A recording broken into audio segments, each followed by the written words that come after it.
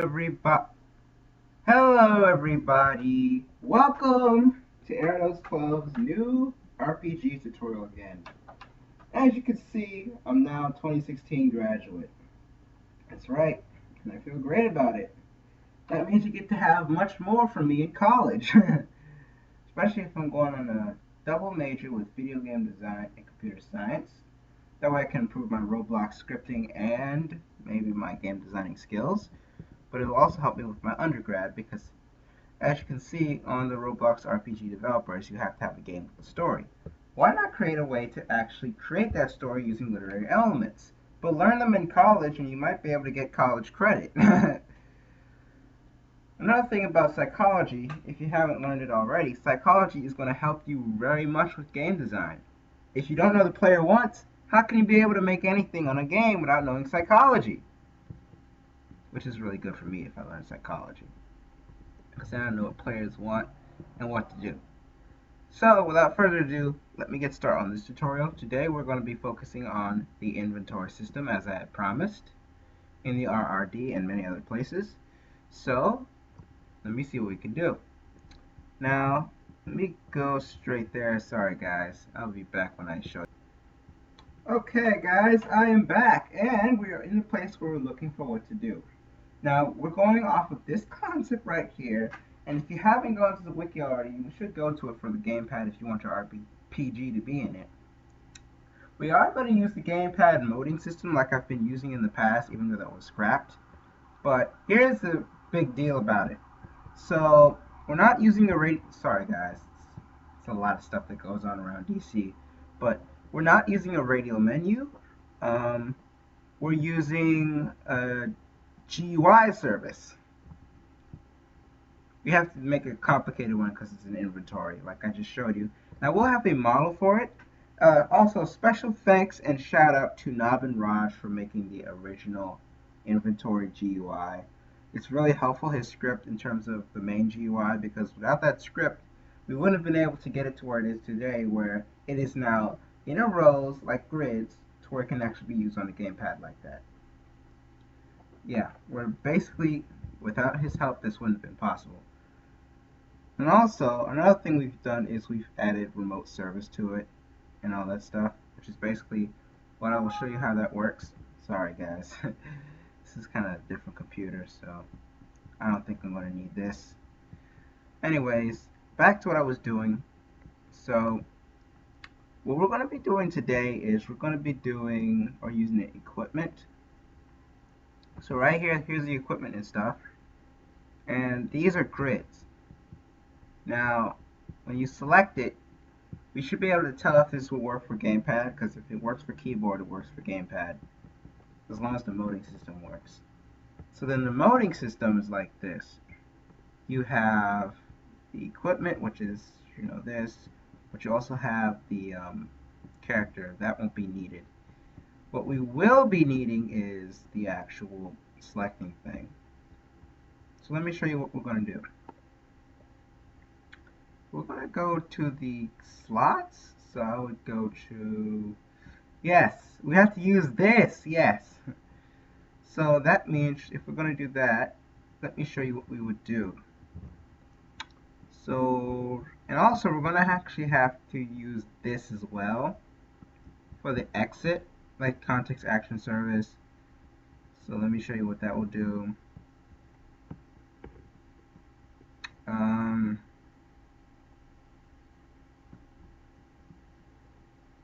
Let me go straight to Studio, and let me take a look at the properties that we're going to be dealing with here.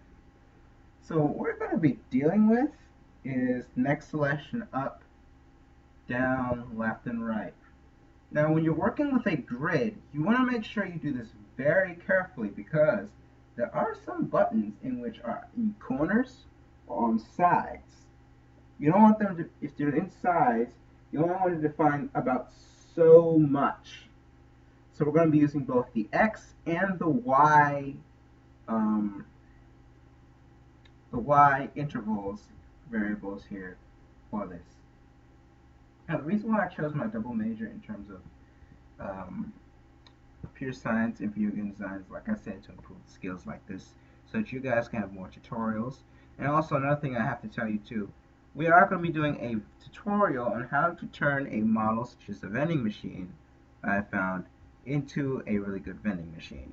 Yeah, we're going to make it a vending machine that uses credits. In my game it's called credits because it's Star Wars RPG, but also like you can use gold or whatever, but it's also going to deduct gold from your account, and then it's going to give you a potion. A potion you can actually drink. You can become very powerful from this too, so it is expendable. No joke about that. You can use them. So basically what I've done to Navin Raj's inventory script is that I've turned it from this into this. So what that means is I've added a space where if it's a certain tool that is in this item class, enum defines anything that you can use. If you have anything that's in the expendable class, it will show up as with the text use and then the item and then how many items are in there out of the total items found for that moment. And then the craftable classes you do not see. You can craft them into new things that you can use, such as a dual lightsaber, a lightsaber, maybe even a crossguard if you find a crossguard hilt. Now that's different. The curved lightsaber you have to find a curved hilt. All these others do not apply. Sorry, this keeps happening. Ugh, I don't know why. Now the RBX4 controller you cannot craft. That pickaxe you can craft. You cannot craft a disc. You can possibly craft a flashlight depending on what parts you have, but you cannot craft a plane. You have to buy a plane, and that can cost a lot of credits to get a personal starfighter that you can actually spawn. In fact, we're going to actually show you how to do that. How to spawn vehicles in your RPG, maybe in a tutorial after the next one tomorrow, because I do have to follow a schedule from now on in order to get ready for college. Wish me luck. Anyways, I'm going to be doing this. I'm going to go to, oh, right, here's what you do. So in this function right here, what I've done, when you get my model, take this, right, this is count of item, plus unit's name, this is the ternary operator that I use to make it work. So I'm going to do this. If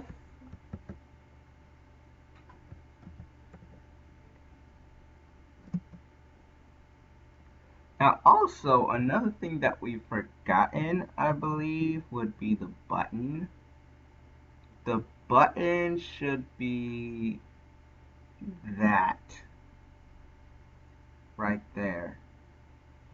So the buttons are very different from each other. So what I've done here is that ink plus 1 divided by 3 out of 3. So divided by 3, right? That's the offset. Okay, you want this. Ink minus 1 modulus 3. Copy that. And then, right, you would actually have to do this. Now before I go on, here's a serious problem we have. The serious problem is we don't know what to do. We don't know which objects we have to actually make, or objects to define as, you know, a next selection when you do this. So let me show you what that means. If you're going to do that, you want to go here, like right about, hold on guys, just wait for it.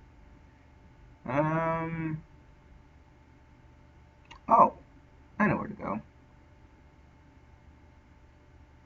Frame. Go to frame. Now remember, these are just like C#, they inherit. The same thing with Python. There's inheritance in all these classes, right, in Lua. But the very important thing to know is that these classes, when they inherit, they actually get this. Now these are inherited properties because they are GUI objects, or basically stuff you can use in a GUI, which makes it easier for anything to be used with the gamepad. So next selection up, next selection right, next selection left, next selection down. All that crap right there, you can select. You probably would press A to use it, because it is a button. Yeah, you will be using that.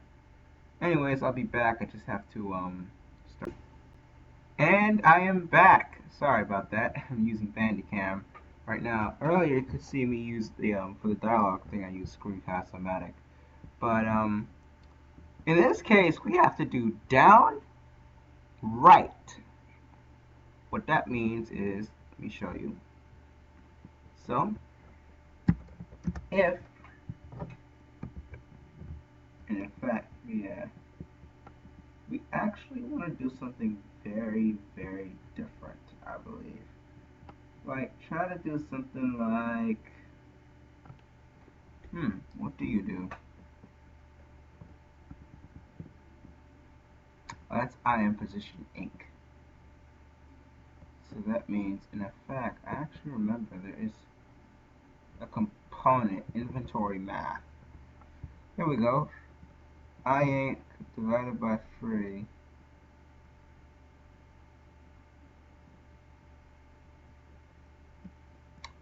I'll probably define one later for you guys, but I'm just gonna do it raw. So I'm gonna do it completely freaking raw. Excuse my language if I said anything wrong. Yeah, just completely doggone raw.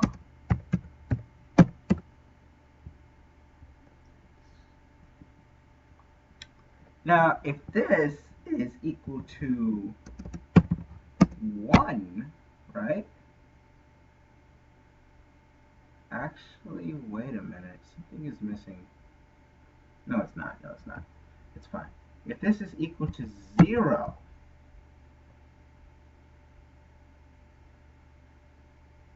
then what that means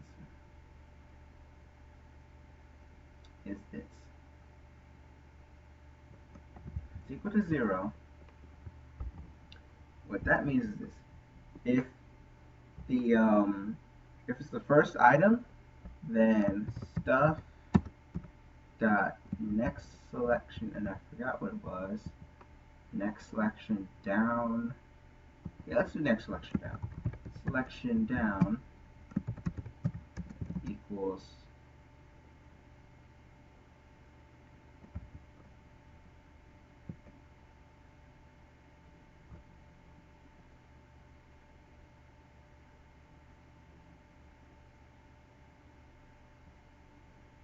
I forgot something. Item plus 3. Now, if you do that, right, you would do it like, you do it like that, and then I forgot one thing.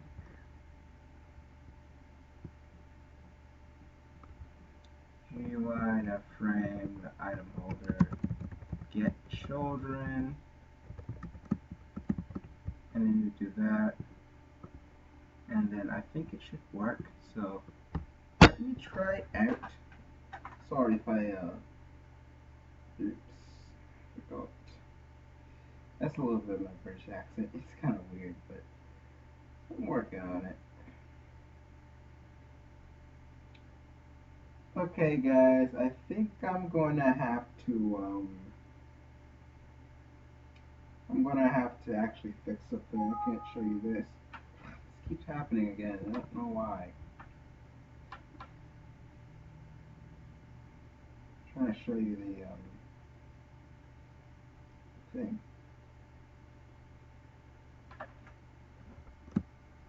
I forgot one thing too. I forgot that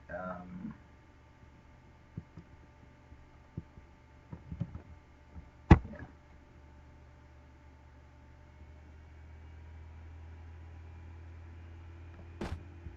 Okay, so then you would do this. So you would do, oh, not that, sorry, play. Ah, my bad. Don't need this RPG script. That was just to set up the leader stats. It has to work with leader stats.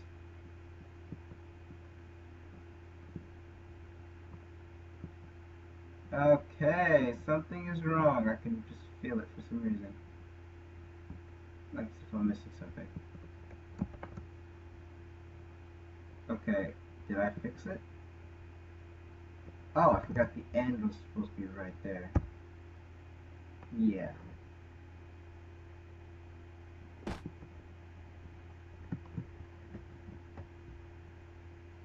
Now, I forgot one thing that I forgot to tell you guys. I'll be back.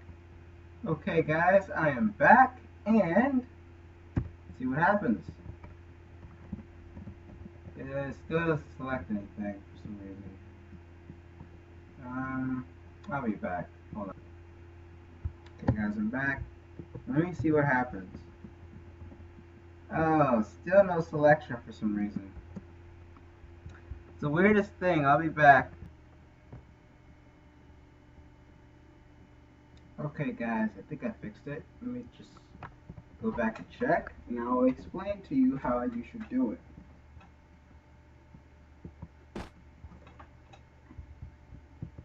Sorry that. Okay. Wow, look at that. It works. Yes. This is what you want to do when you use the gamepad. So when you use the gamepad for this, you will be able to select one of these, right? And you'll be able to do just that. See? It works. Now, what if I click this? A Pokeball. It looks cool, doesn't it? It could actually capture players. And then if you put the flashlight, just a regular flashlight, endless segue. Ooh, look at that. I might use this after Malevolence, after we get through with the Malevolence. Right? Okay. Sorry about that. It's got a problem here. Let me figure out what's going on.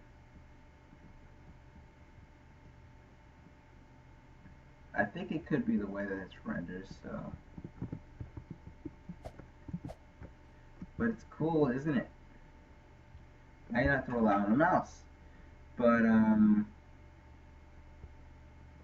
yeah. I think that's it for that part. Now, okay, when you download or actually take my model, make sure you do this. Well, actually, I'll explain it all to you later, because I have to actually get it ready.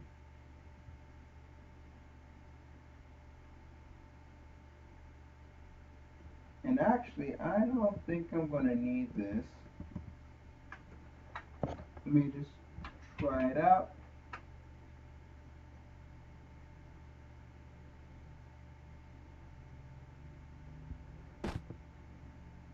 Okay, see if it works. Yep, it works perfectly now, even without that.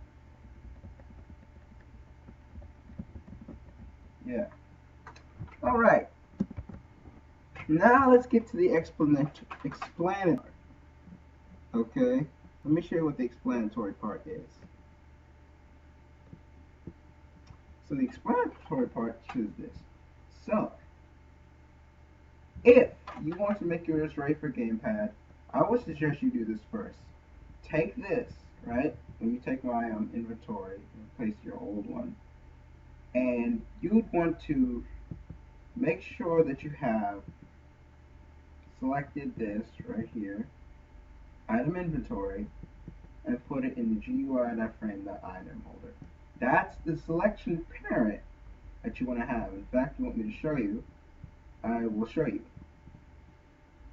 So what this does is basically you name what you want to have for it, but also I probably might change it since I'm using the moding system.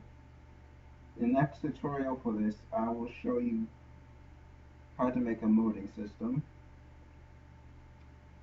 In fact, yeah, I think I might do that.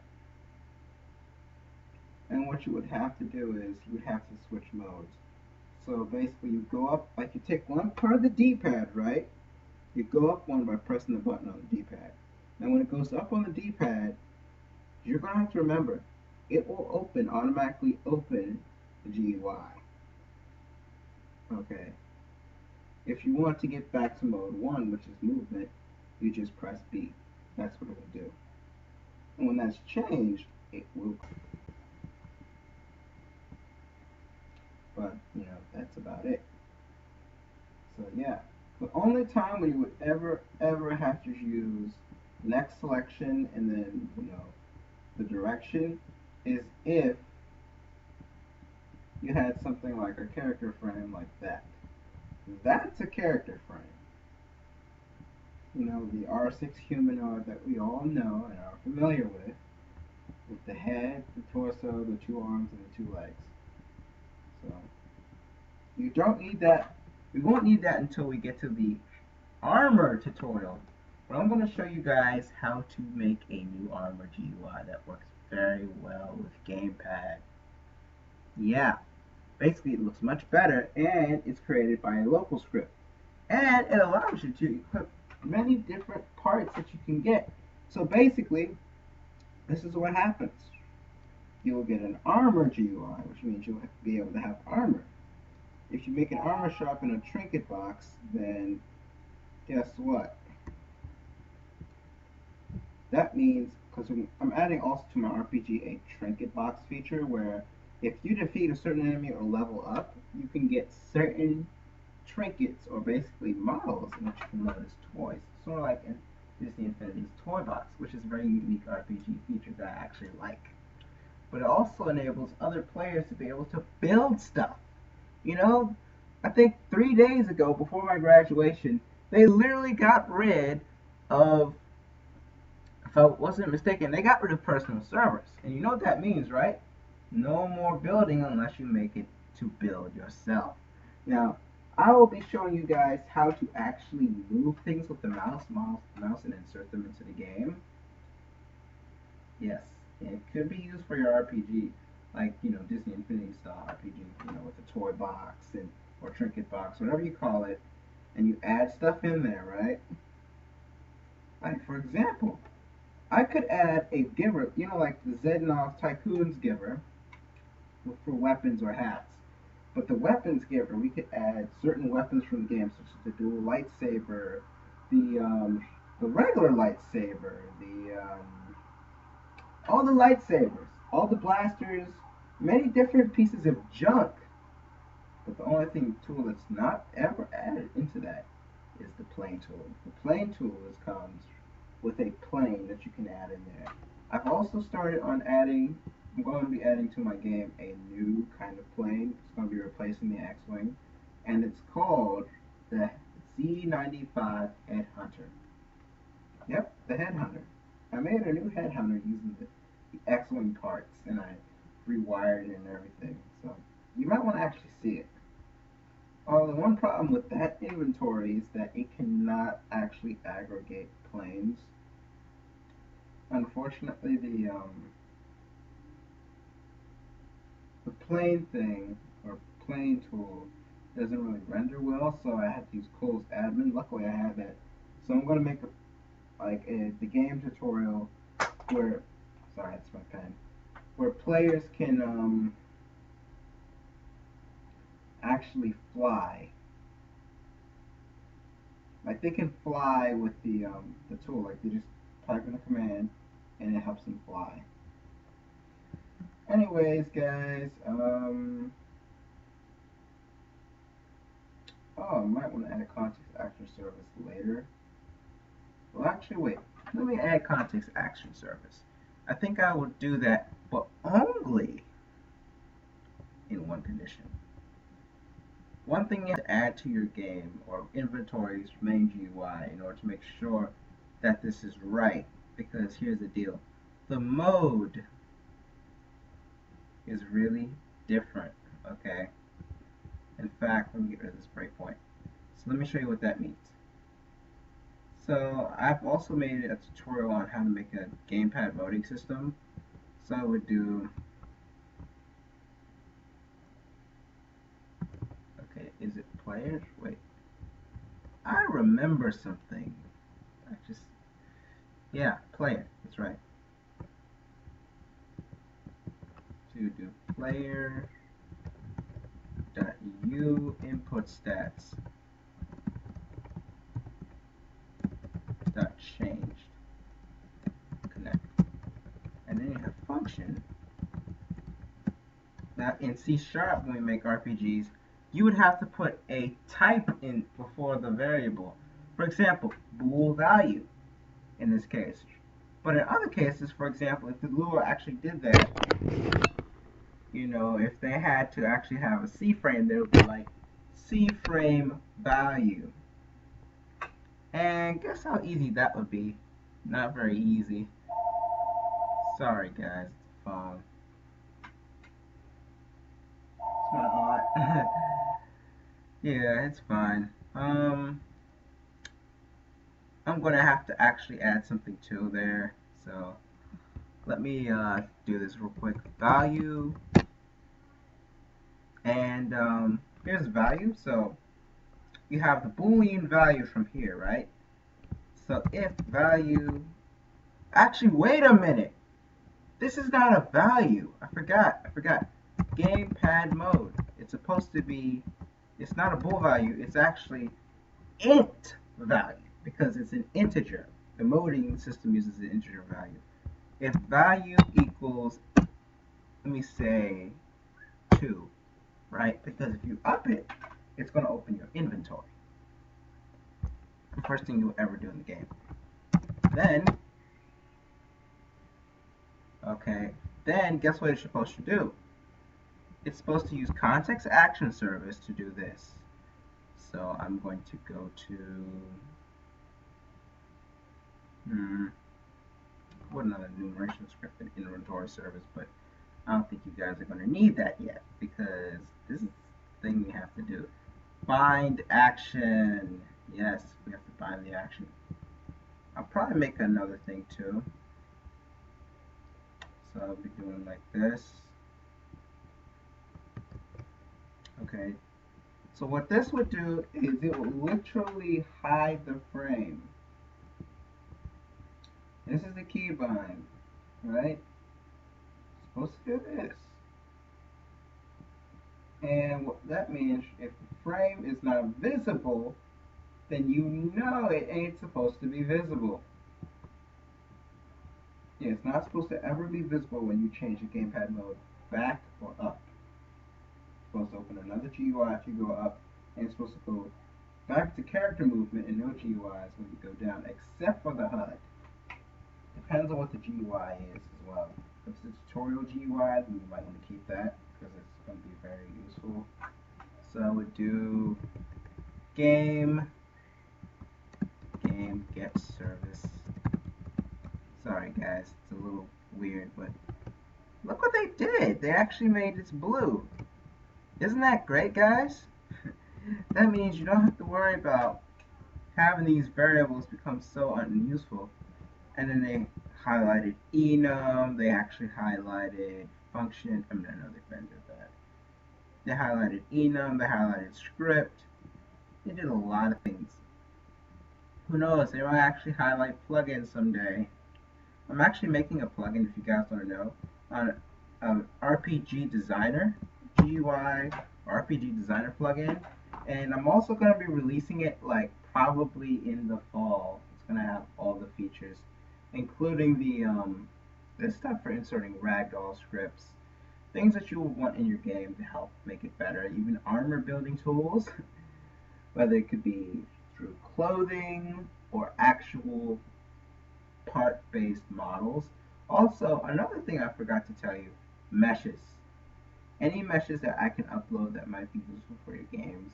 If you guys will make a request on the comment section, or maybe if I can make a Google form or something that you can actually do it with, then that would be cool. In fact, I'll actually provide the link in the description of the video. So, yeah. Bind action. Okay, bind action inventory GPM2. The GPM suffix is basically very important for this because it tells me what mode it is.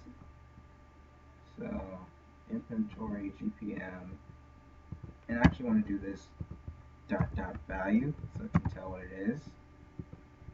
Inventory GPM, So then I would do that, and then if input state equals user input dot begin, then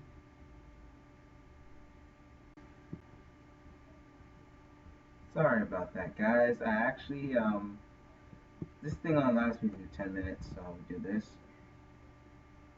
So when you change it to 2, it's going to actually open it up for you. I'm going to make that happen when I provide you with another tutorial on how to do it. Or actually, I could do it in this video. Yeah, I'll do it in this video. So I would do,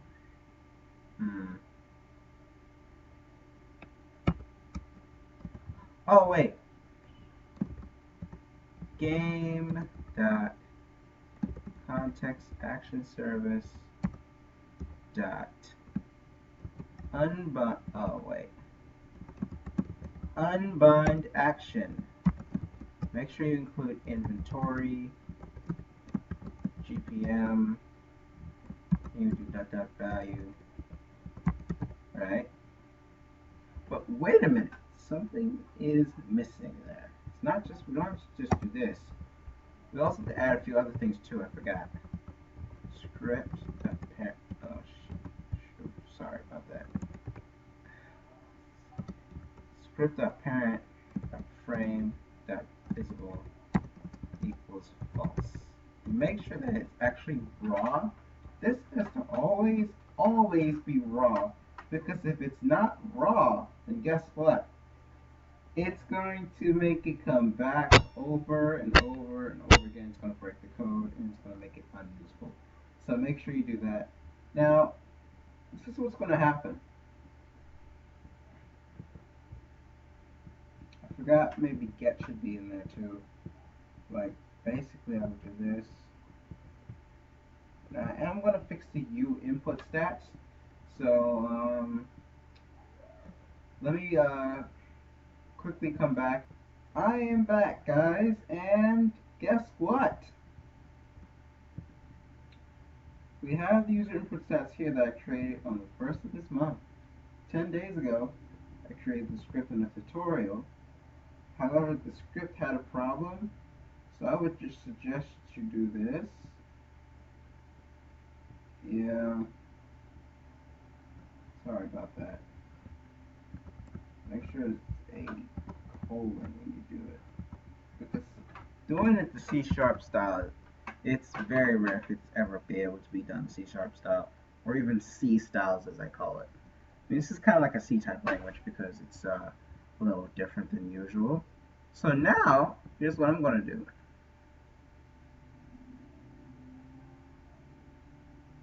Now,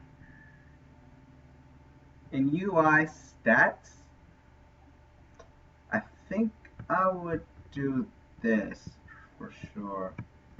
Let me get rid of this because I'm not going to do it like that.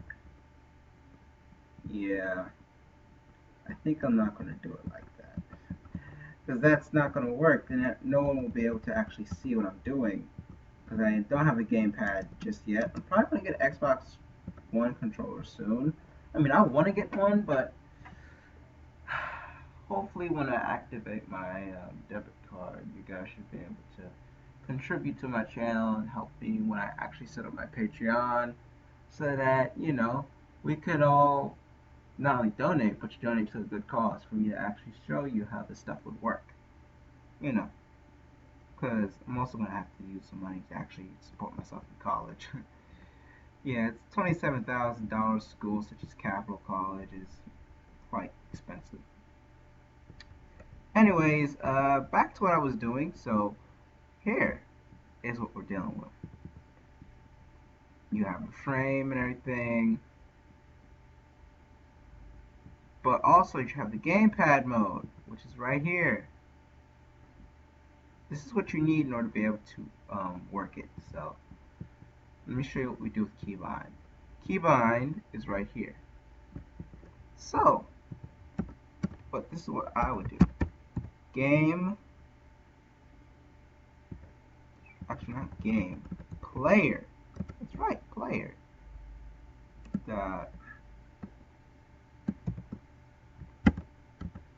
Wait a minute. Player dot. Oh yeah, sorry, this keeps happening. been happening since I've started this tutorial. Stats.gamepad mode. Oh, I forgot one thing. Repeat wait until player find first child.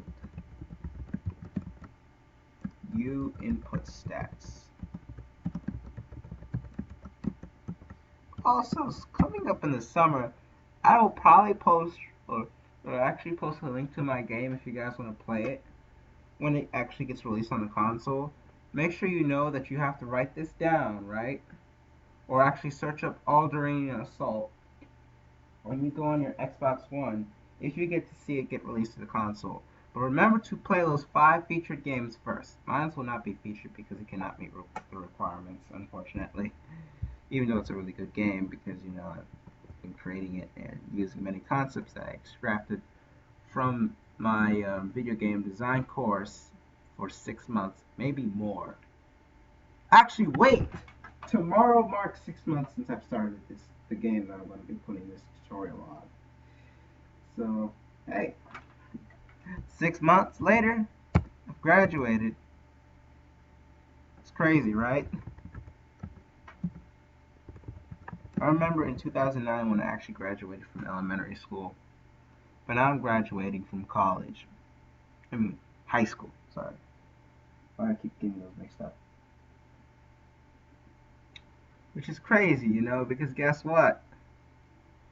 They haven't made the cap, right? The graduation cap for 6 whole darn months. Isn't that amazing? That they've done it now, Roblox? I know. So let me just do this. Input stats. Okay, so input stats. Find first child. Okay, gamepad mode. You need this in order to be able to make sure that it completely comes up the correct way. So now, this is what you do. .changed connect. And then you do function value. If value equals 2, then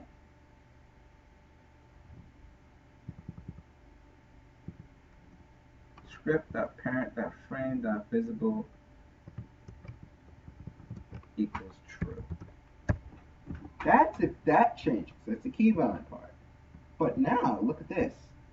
You won't need a hotpad script yet. I think I'm actually going to scrap that tutorial. I don't know. But let's test this out. See how it works.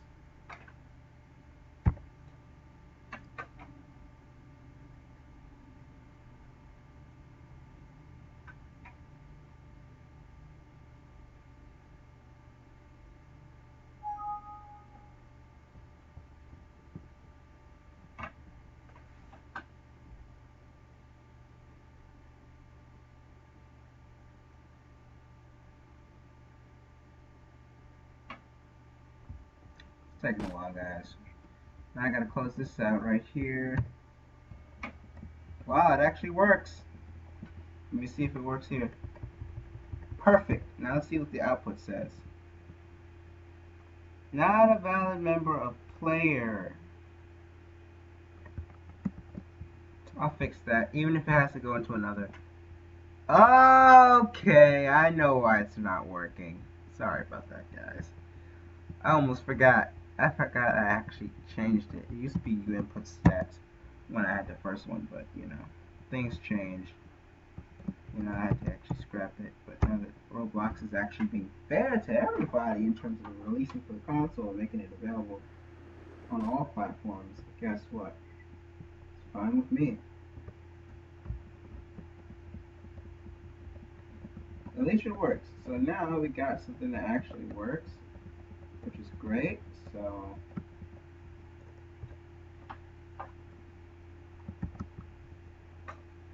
I will be back in a few minutes.